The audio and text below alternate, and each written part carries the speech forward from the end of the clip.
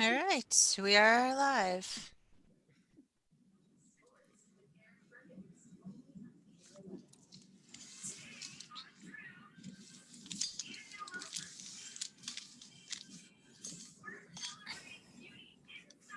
So Sarah, it's your meeting whenever you feel inclined All to right, begin. let's call the meeting to order. Do we have a roll call? Chris, do you know, is everybody here? Can you tell? I don't know. I'm I a don't little have behind everybody's the name. ball game here. Let's see here. Well, let's see. How about let's do it. Oh, hold on a second here. I gotta get rid of my Krista, why is it picking me up on two? You need to mute your live stream on YouTube. If you have the YouTube page open, you're gonna have to mute that. All right, hold on a second.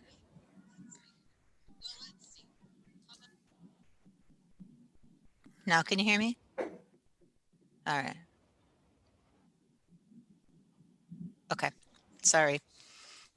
Oh, you're right, David. Zoom is not my friend today either. We've been fighting all morning long. All right. Okay. So now let's do it. If you want to, I can actually call the roll and people can just tell me if they're here or not. That would be helpful. I Okay. do have a list finally, but I'm not organized enough to use it yet. Okay. Leon Bartz. Just found it. Here. Larry Bjork. I am here. Maria Bukowski.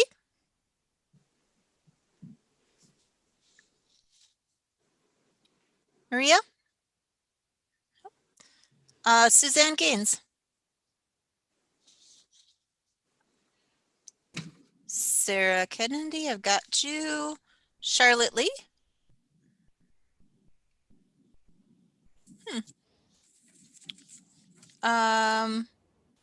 Jan Pesa.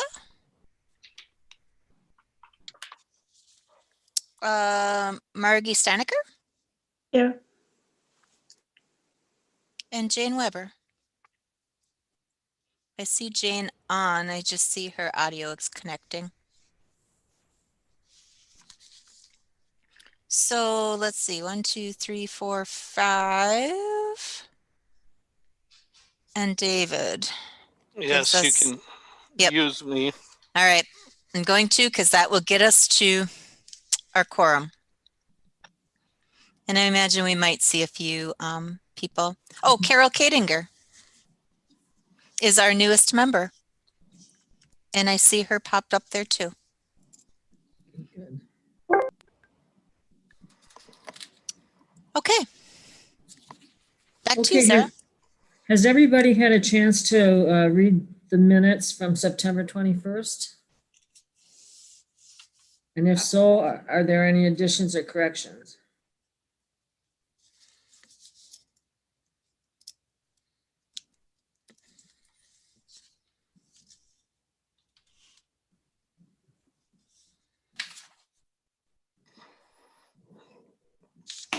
I'll make a move to approve the minutes as printed. Okay, can we have a second, please? I can second it. Okay, all in favor? All right. Aye. Anyone opposed? I didn't expect so. Okay, next on the agenda is the public comments. Do we have anybody from the public that will be making comments? I don't see anyone in the participants. And Nope, we haven't received any. Didn't receive any requests. Excuse me. Okay, we have an upcoming meeting date and time is January 18th, 2021. Is that all right with everyone, or do we need to make any corrections?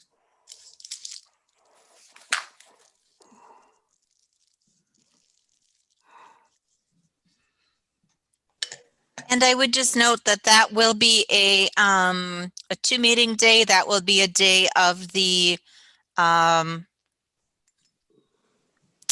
Nutrition Advisory Council and the ADRC. So Is it okay with everyone? Or?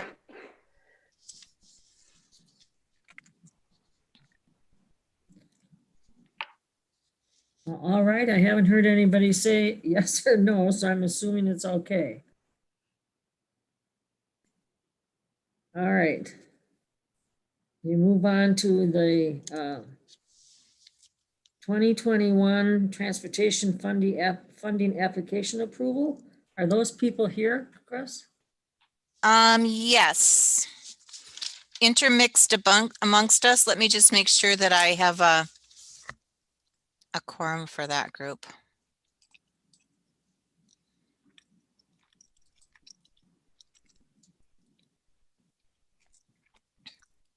Hold on, sorry. I have to quick check another spot.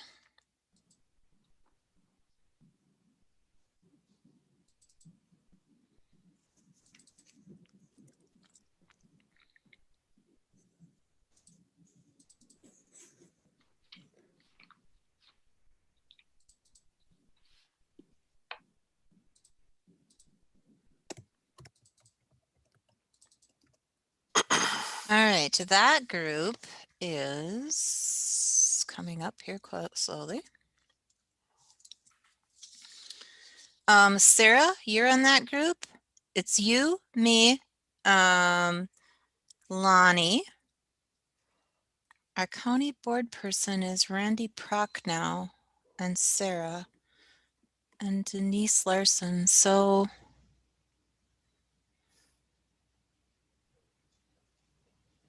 I think we have to call upon Dave to be a part of the Transportation Coordinating Committee today as well to be a quorum. 1, 2, 3, 4, 5, 6. So we need 4 and we have 3. So I think we're good. Yes, we have a quorum for that group as well. Okay, so what are we doing with this? Do we need to vote on this or? Yeah, so Lonnie's going to do a presentation for you about this and then, yes. I was just going to give a little update on the transportation, the 8521, and the 2 programs that we do. The first program that we have is the Dunn County Volunteer Driver Program. And this provides transportation for Dunn County members that are meet a certain criteria. They have to be over age 60 or an adult with a disability. Most of the rides requested through this are for either medical or nutritional needs. And the passengers, the prospective passengers, how it works is they contact our office at the ADRC and we determine if they're eligible or not. And then we forward that request on to Dunn County Transit, and then they attempt to match a volunteer driver with that passenger. And then the Dunn County Transit contacts that passenger to set up the time for the ride and where they need to go and everything. Passengers are requested to pay half the mileage cost of their trip at the federal reimbursement rate. And there are waivers if somebody can't afford that. And then the volunteer drivers submit a monthly bill to us, and then they get reimbursed too. So the total expenditures for this program is roughly 20,000, with the revenue being 20,000. So really, it all breaks out even. Program. And the statistics for this year, January 1st through October 31st, there was 168 rides provided so far. But it's interesting to break it down per quarter. Like the first quarter, there were 78 rides. The second quarter, there were 8 rides. And then the third quarter was 8 rides. And that is because the second quarter began and nobody wanted to go anywhere or nobody wanted to drive anybody anywhere. So the count number is down for this year, but it is slowly increasing. And so far from January till October 31st, they have driven a total of 10,570 miles with 281 total hours of service. And all the rides were for medical purposes only. Any questions on that program? The second program that we have is the Dunn County Transit Doorstop Bus. And that bus travels on a 1-hour loop during the week, during business hours. Passengers contact the dispatch person at Dunn County Transit up to 2 hours for when the ride is needed. And then the bus will come to wherever they are and pick them up. There are maps available online and around the community of where the bus stops. And again, the passengers need to be a Dunn County resident and fit the eligibility criteria of 60 or older or with a disability. And this is where the 8521 funds mostly come in. And for 2021, we're allocated $118,568 for that service, with a county match of $23,714, which is a total of $142,282. And that is what the 8521 grant will be for 2021. A lot of 21s in there.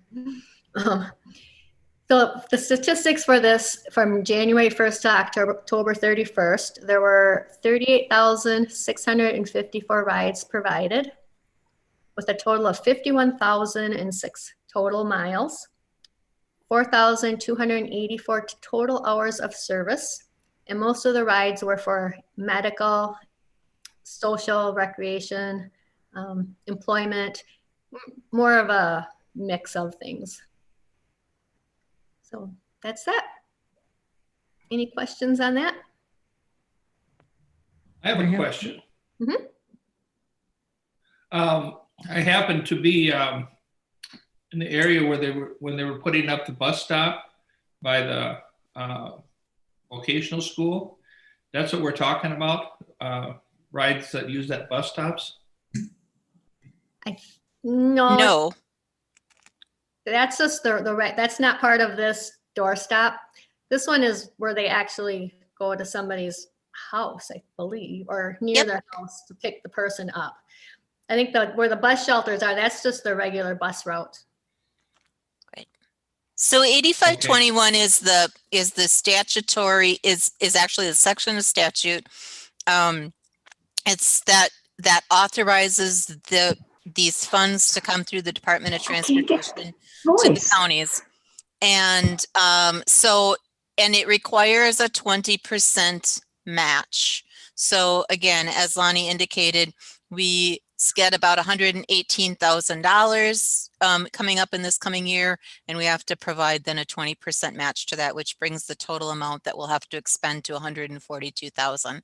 And then that funds those two programs, the volunteer driver program. Actually, the expenses and revenue in the volunteer driver program, there's usually a little bit of a little bit of our match money in that program because not everyone is able to pay and they're only paying half of the cost. But that's a pretty small program and a relatively small amount of the match.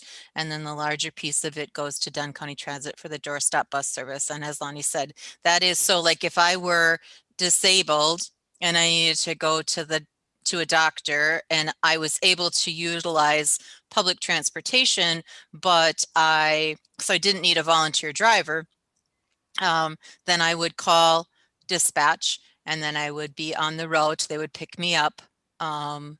And I have to be able to come out of my home and get onto the bus, even if getting onto the bus means that I do that via a lift. But I have to be able to get on the bus and then off of the bus, either myself or with someone who travels with me. And then people pay for that service $3 a trip, I believe. I think so, yeah. And then the 8521 grant funds the difference. Those used to be, for those of you that have been around longer than shorter, those would previously have been the blue buses, which were the disabled, the elderly and disabled transportation buses, or and now they are no longer blue.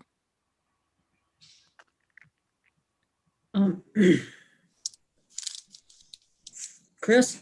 Yep. Several years ago, I had a broken foot when I was still working at the old healthcare center.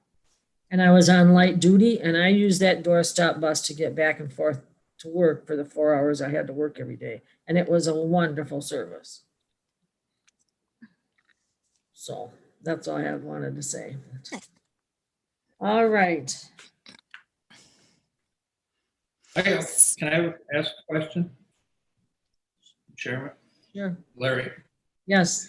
do we recognize these volunteer drivers in a way through the county board meeting at one time? I mean, like this is Bob, and he's been a volunteer driver a number of years, and he's made so many pickups and things like that. Do we do anything like that? We have not. What we do is a volunteer driver, or a volunteer lunch, and luncheon, banquet kind of thing. It's a lunch usually for both the volunteers for our senior nutrition program and the volunteer drivers. However, obviously this year we weren't able to do that. It usually happens, we try to have that happen in May, and we usually do it at the fishing game, and we recognize people then publicly and usually have a pretty good turnout. I would say about 180 to 100 people that attend that gathering, but we weren't able to do that this year. This is the program where we do the plea to you often that we are in need of drivers, especially now in the midst of COVID when people are more cautious about driving. We definitely are always in need of drivers. And obviously it's not a lucrative career because you're paid at the IRS reimbursement rate for the mileage, and you have your own wear on your wear and tear on your vehicle. But some people that do it absolutely love it. But I think we're down to just 2 or 3 drivers right now that are willing to do some driving.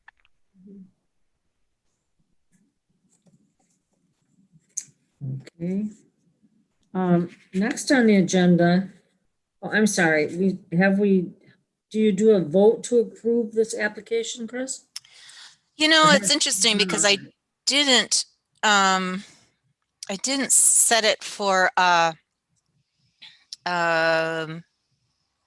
action item now that I look at it.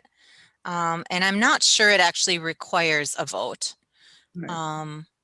I think it's an awareness, but if it did, we'll have to remedy that. But I don't have it set for an action item, so Okay. we will fix it at the next meeting if we need to. All right, and now the next thing on the agenda is the nutrition update with Bernie Allen. Are you ready, sir? Yes, I am. Thank you. Hello, everyone. So I just have a brief update with the nutrition program, what's been going on. And I think the last time we were at a meeting together, I had mentioned that the Meals on Wheels program has been certainly very busy. And it continues to be the case this fall. We just have a lot of people calling and needing meals delivered. And so far we're able to increase our meals and our deliveries. So, excuse me, I just jotted down some information. So in October of this year, we delivered 2,560 meals. And if you compare that to 2019, October, 1,775 meals were delivered. So that's an increase, and that's just in 1 month of 785 meals. So quite a few meals going out this fall. In addition to the regular meal deliveries, we have seen increased requests for frozen meals. So meals to help people get by either over the weekend or on certain days where we can't deliver to them depending on their location. So we did purchase a small additional freezer to help just bulk up our supplies, because we have all those meals that are going out hot, of course, but then some individuals receive a hot meal and then maybe 1 or 2 frozen meals, depending on the situation. We are still utilizing our volunteer drivers for delivery. We actually have added some new drivers this fall to accommodate the increased requests for meals. We're just using all of our restrictions and just trying to, of course, remain as safe as possible. And at the meal site, we are still using some volunteers. We're trying to reduce the amount of people that are coming and going from the meal site, but right now we are able to package all the meals and get them out. And speaking of meals, we continue to purchase those from the neighbors of Dunn County. And, we do receive a lot of positive feedback about the menus and the meals that we provide.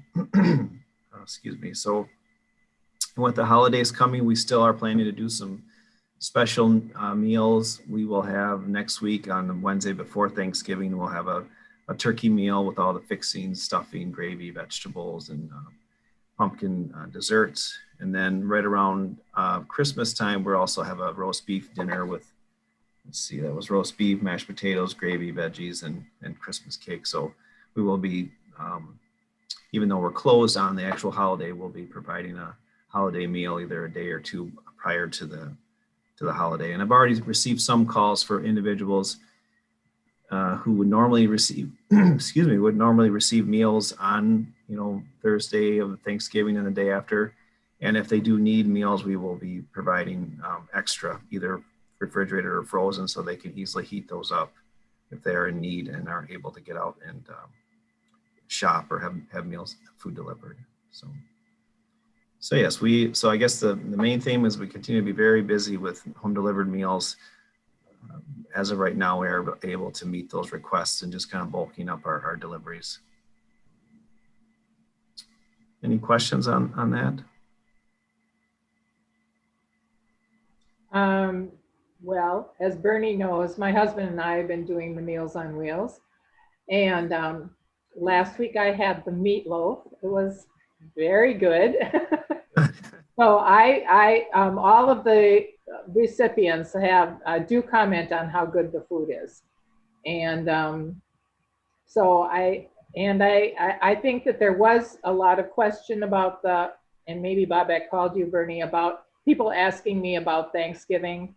And so it sounds like you're addressing that, but there also were some churches that were doing things, and I just don't know how to get that word out. If people could contact, and maybe some of you know what churches are doing meals. Hi, Jan. Now that you say that, I believe, and I don't have the information in front of me, but I know Denise had printed off something. There was at least one church that is, if you make a reservation in advance, they will, I believe them. I understand that they're actually delivering meals on Thanksgiving. So we do, in the ADRC, we do have that information. I don't know, it was posted somewhere. So if people are calling, and I don't know if we would want to advertise that for them, but at least we have an option for people that are really in need. And as I mentioned, from our standpoint, we can provide a meal or a few meals to help people get by during that time frame. Yeah, if you saw it in the office there, what I had just asked Bobette if she thought you could do would be to send that out. And I know she called the office, and maybe the intent is to put a little note in the packages. I'm not sure. But. And maybe, yeah, and I can check on that. Thank you for pointing that out. She may have already talked to Denise about it as well. Okay, yeah. Thank you. Thanks, Jan. I want to say that I saw that 2 churches were going together to do meals, and that would obviously probably be only here in Menominee or a short distance out, but we can certainly find out, verify that information and get some information out to folks that it would be applicable to. Definitely.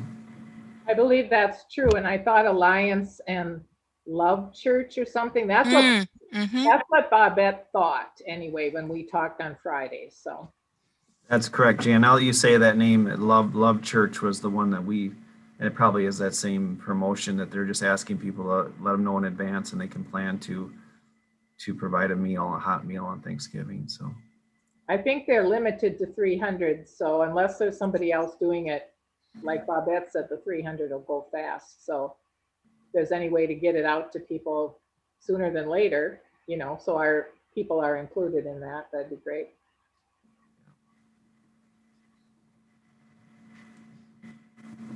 okay.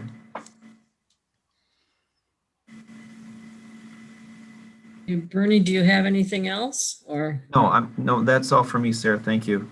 You're very welcome. Okay. Now we'll get a COVID update from Lonnie Dodge. Lonnie? You muted, Lonnie. I need that mug, Chris.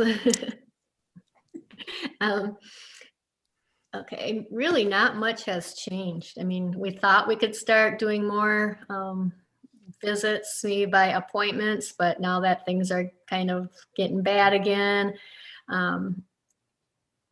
we're still doing everything by telephone. And just about all the staff continues to work from home, except for Bernie and Denise, the receptionist. Those two are always in our office. But face-to-face visits are done if it's an absolute necessity, and we just take all precautions for that. We try to reserve one of the bigger conference rooms, wipe everything down, mask, glove, everything. But really, most of the people, they don't even want to come in. It's like they know that it's not a good idea. So a lot of like the functional screenings that the INAs do, that's all done over the telephone. Some people are starting to get more comfortable with the virtual ones, so they are trying to do more virtual visits. Otherwise, that's really, things are just going as usual, and for the past since March, it just never ends. Chris, do you have anything to add to that? I don't think so. Not from your perspective, but Dunn County is one of the worst counties in the state right now for COVID. So our numbers continually rise. So that's kind of a hard thing to swallow. So we kept it so low for so long. Yeah, I guess I was wondering what kind of communication you have with the hospitals and the public health department. Do you get reports more than the average public does? What kind of relationship and frequency do you get updates? Well, I know the county manager always puts out an email to all of us with the most recent statistics from public health. And just, kind of reminding everybody to take all the precautions and, stay away from large groups. And KT, public health director, I mean, she does those Facebook updates. Okay. And on a bigger systems level, I mean, I interact probably on a several times a day basis with KT. We have been doing some administrative supports for public health because they're so overwhelmed. And we kind of connect on a lot of things. And then also Paula and I kind of tag team working with what's called the Dunn County COVID Recovery Team, which is community leaders, schools, chamber, medical personnel, and we meet on a weekly basis as well. So there's a pretty good conduit of information back and forth. And also, I just got an email on they are really in need of contact tracers, and they're calling on specifically retired nurses, but anybody, you don't have to be a nurse to do it. So, but that happened to be the email that I was on. But if anybody is interested in that, we can send that out or know of somebody that would be interested. You can work as much as you want, but they're very much in need of that. They are, though. I would I would say they are really, really looking at retired medical personnel right now. Well, they are. They are, just because it's one, you have to be able to navigate the WED system, the data management system for public health. And then two, there's a short form that's fairly self-explanatory, but the actual longer contact tracing processes, I think they're just trying to stay as close to the model as possible. So we've had some folks here who've offered, and so far public health has not moved in that direction and is continuing to try to recruit first. So if you medical people, so if you know a retired medical person who wants to work 1 or 100 hours, there's a job. Or even if you know younger family members in town or something that have them, you know. A medical background. Yep. In case you would know of nieces or nephews or anybody that are in the medical field and interested, I suppose. Absolutely. Evidently, there's some training involved. There is. So that kind of hinders some people if they can't get to, don't have the training from doing it, but. Well, and they do it virtually, but it is definitely yeah, it's a little more arduous than it would seem like it should be on the surface, I guess is the best way to say that.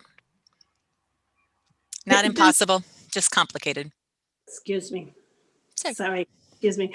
Does it interact with, does it overlap with Stout contact tracing at all?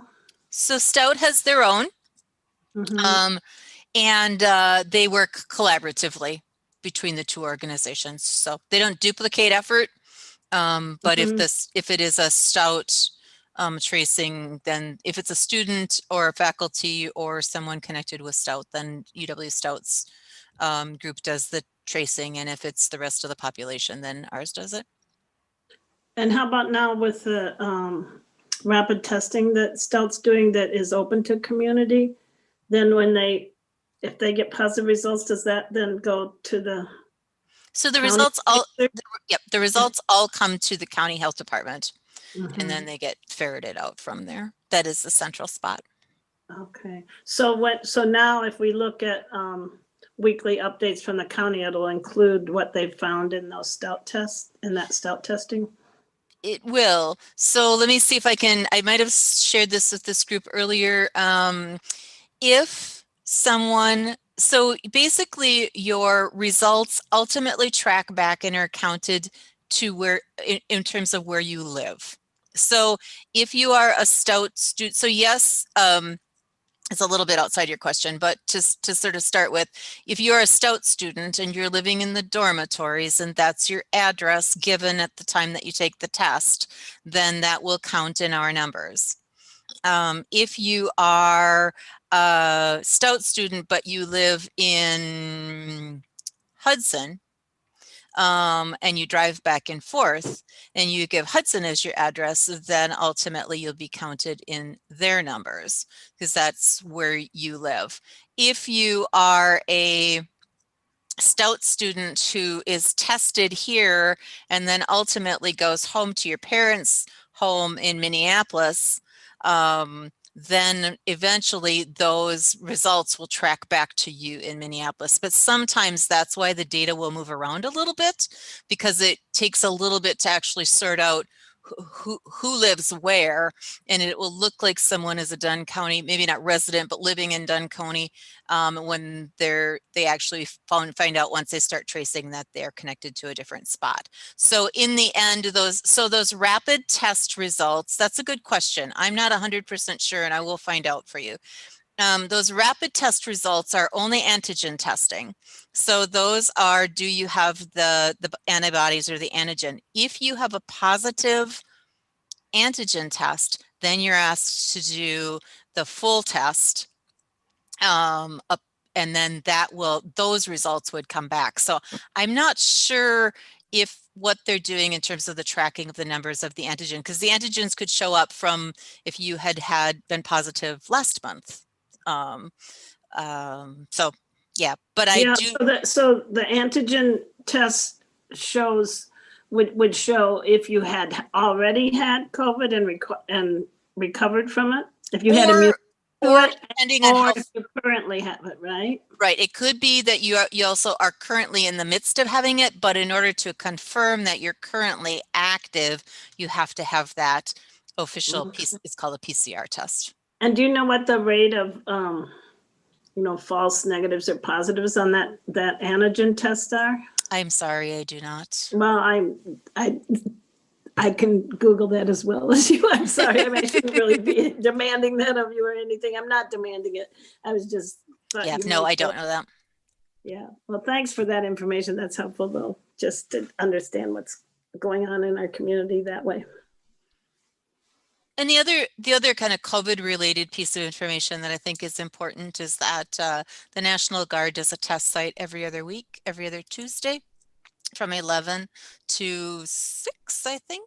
I don't think it's 7. I think it's 11 to 6 at the fairgrounds here in Menominee. And that is a never leave your car opportunity for testing as well.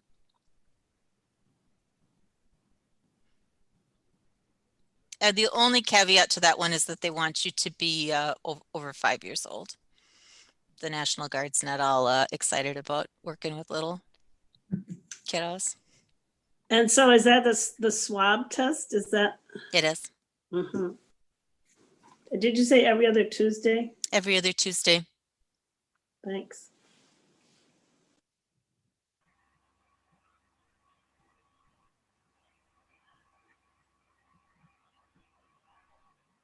I think now I have to add one more thing, I guess. I think I would use the opportunity to say that I would be remiss to not to say that the guidance in the email out to county staff this morning was to give serious consideration to not holding any outside of your household Thanksgiving gatherings. A lot of the transmission at this point in time are small family gatherings or gatherings related to funerals or celebrations of life, birthday parties, those types of things. And so really strong recommendation to not do those things this Thanksgiving. And if KT were here, I will sort of funnel my inner KT and I will say, if she were here, she would say, don't host unless you're willing to call your attendees and tell them if there's been a positive. Because that is one of the other things related to contact tracing, which gets tricky, is that people are sometimes less than cooperative at identifying who was in their home or making them aware, or who they were in contact with, and then making them aware that there's been a positive. And also just answering the phones, right? And answering the phones. Yep. That's phone especially, it's kind of like canvassing that way. Yeah, exactly. Yeah, it was probably not a great time to try to make a random telephone call in the middle of election season, but. Excuse me, some of the like local bars or restaurants, if they have someone that tested positive, they're putting it on Facebook and asking people to stay away. Mm-hmm. So they're making it known what's going on in their businesses.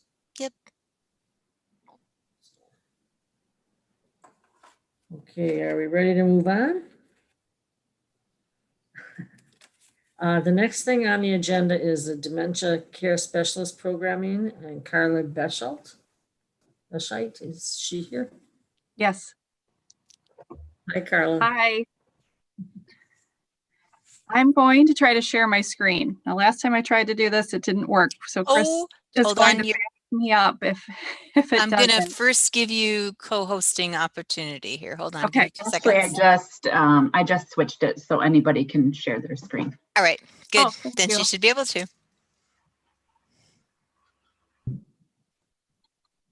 Can you see my screen? Yep. Yay. All right. So I'm Carla Burscheid. I am the dementia care specialist for Dunn and Chippewa County. I started at the end of July, so it's been an interesting transition into kind of a public health type of role in the middle of a pandemic. But I do have to say that I have had such a warm welcome from people in Menominee. It's just been fantastic through community members, UW Stout, some other organizations. It's just been absolutely fantastic. It's better than I could have ever hoped for. So thank you for that. I'll tell you a little bit about myself. This is my family. I have two boys, Ben and Joey. My youngest, Joey, this was a virtual cornhole tournament we had in our backyard for the Dyslexia Center, where he received tutoring for 2 years for dyslexia. It's a wonderful organization if you're not familiar with it. I'm an occupational therapist by education, and I've done that for 26 years. My very first OT job was at the Dunn County Healthcare Center in the mid-90s. So it was very cool to come back to that building and see all the transformations that have happened on the inside. It's really, really nice. I've also I was a dementia caregiver for 5 years for my mom.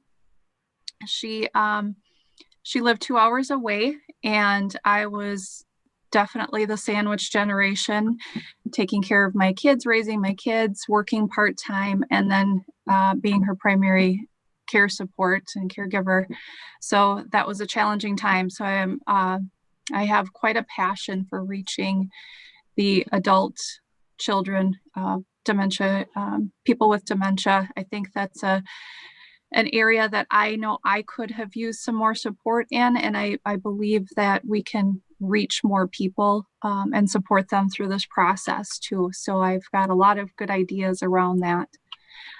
So just a few statistics for you here. If you look at a 20-year span, 2015 to 2035, the significant increase of people 65 and plus in Wisconsin.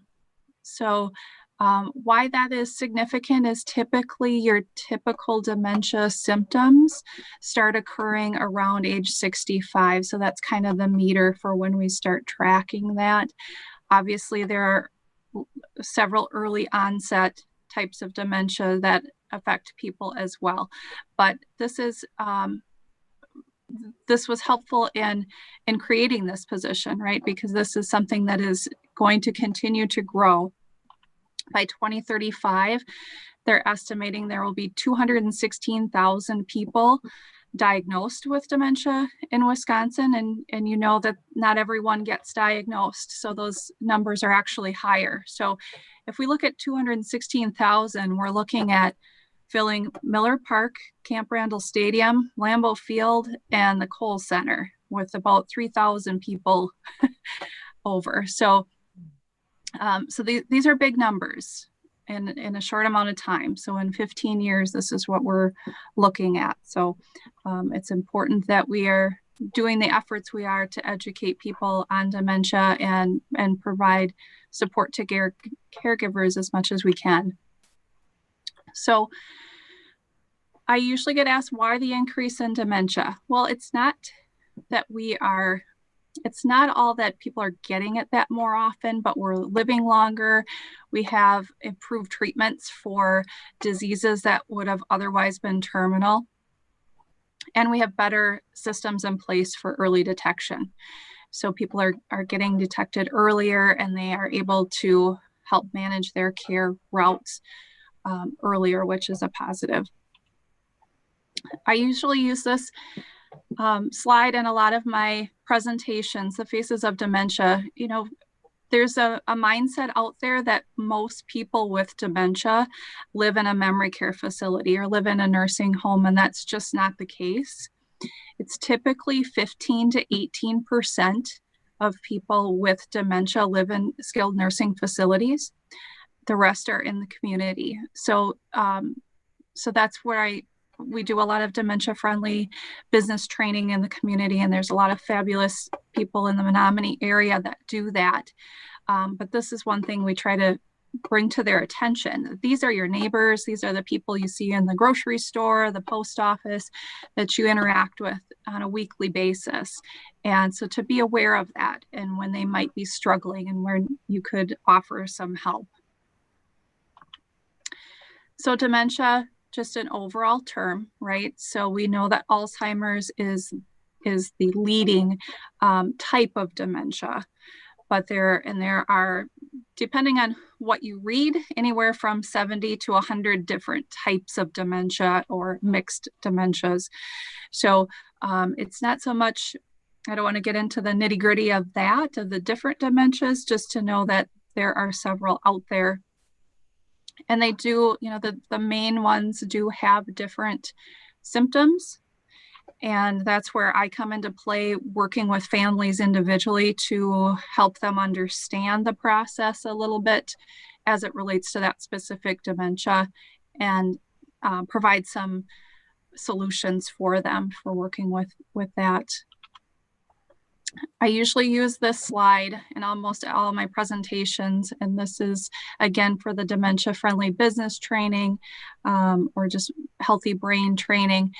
This is, on the left is the normal brain, on the right is the Alzheimer's disease brain, and significantly progressed in the disease process. But these were two people, same age, same weight, same gender, one with and one without dementia. And you can see in the lower right-hand corner how decayed that brain tissue is, and how the miscommunication can happen between the right side of the brain and the left side of the brain, trying to speak to one another and trying to function in their environment.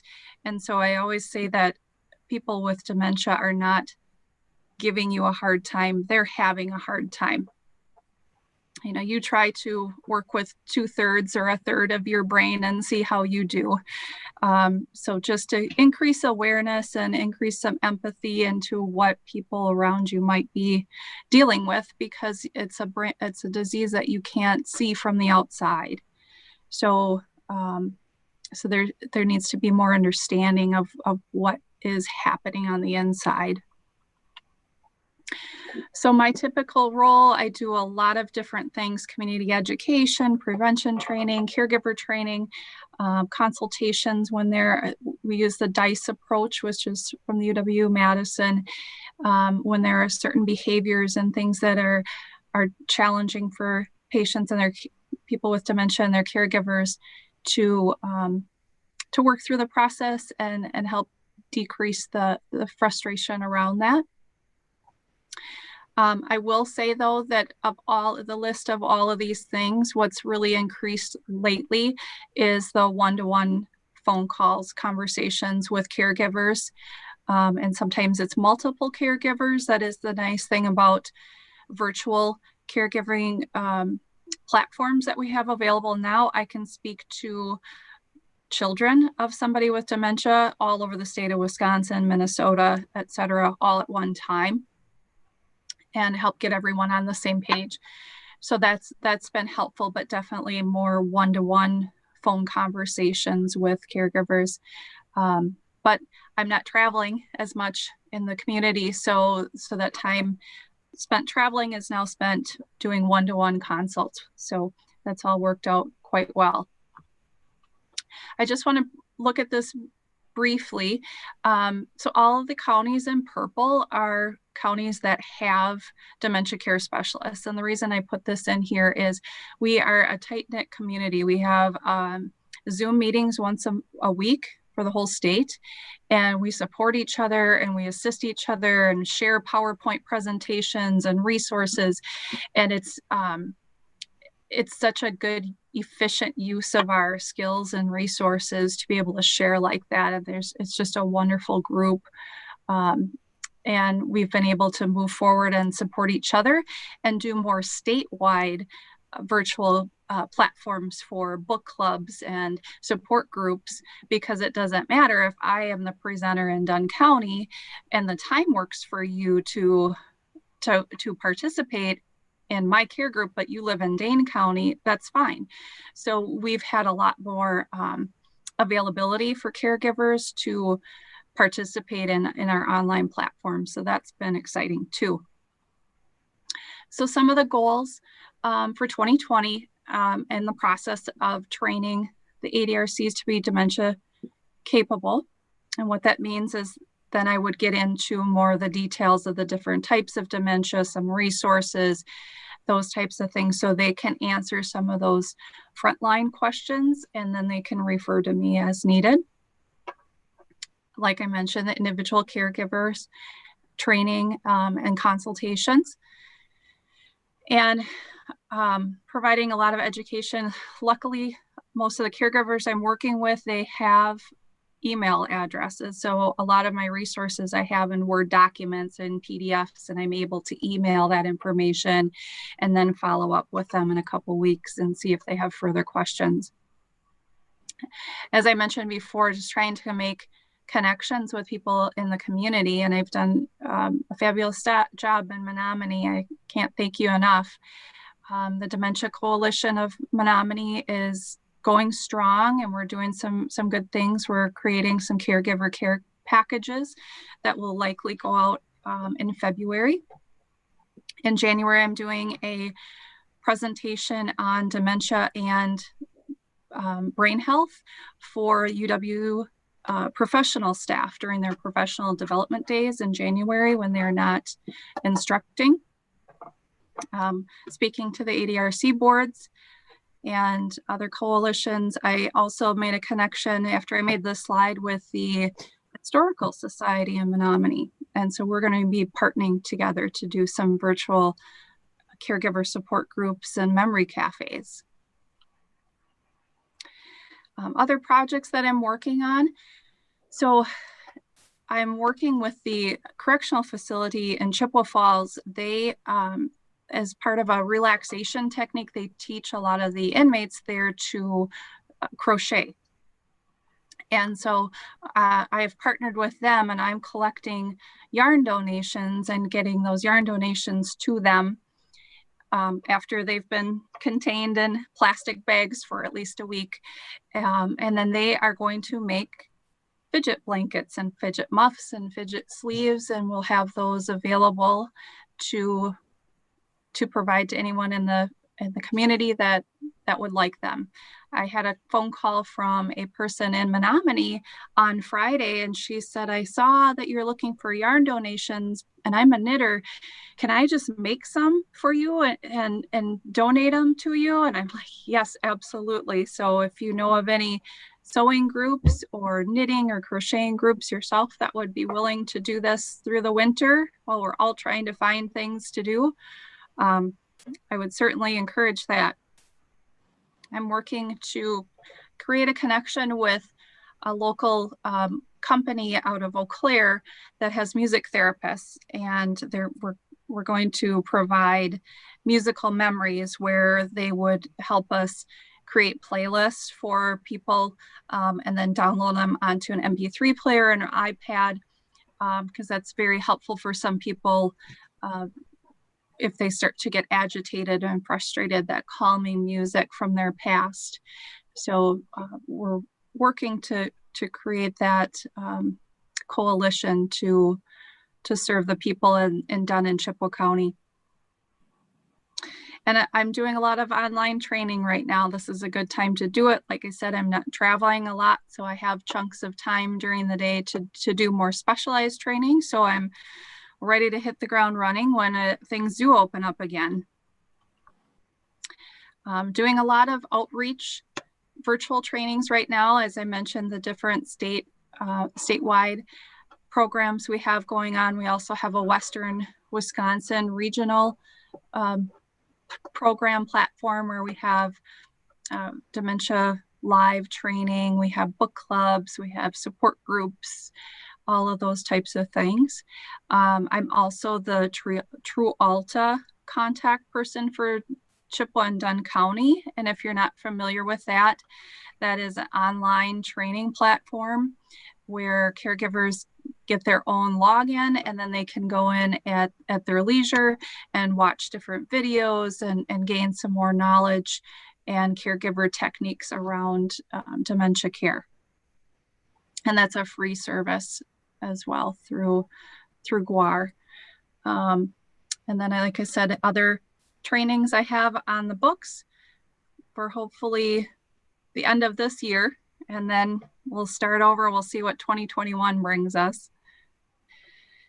Any questions at all?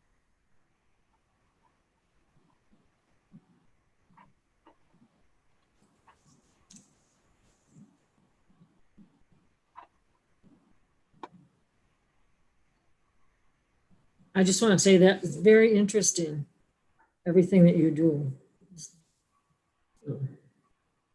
Seems like a lot. So I thank you, and I hope, and I think everybody here thanks you. So, does anybody else have anything? Well, Chris, do you have anything you need to bring up? Chris Corpola? I have nothing else. No. Okay, well then I guess we're ready to adjourn. This was a very interesting meeting. I learned a lot of things I didn't know. So I hope everyone else did too. So we'll just call for an adjournment. Okay. Everybody have a great week and see you next time. Bye now. Bye, everybody. Nice job. Bye-bye. You have a Thank nice you. week too.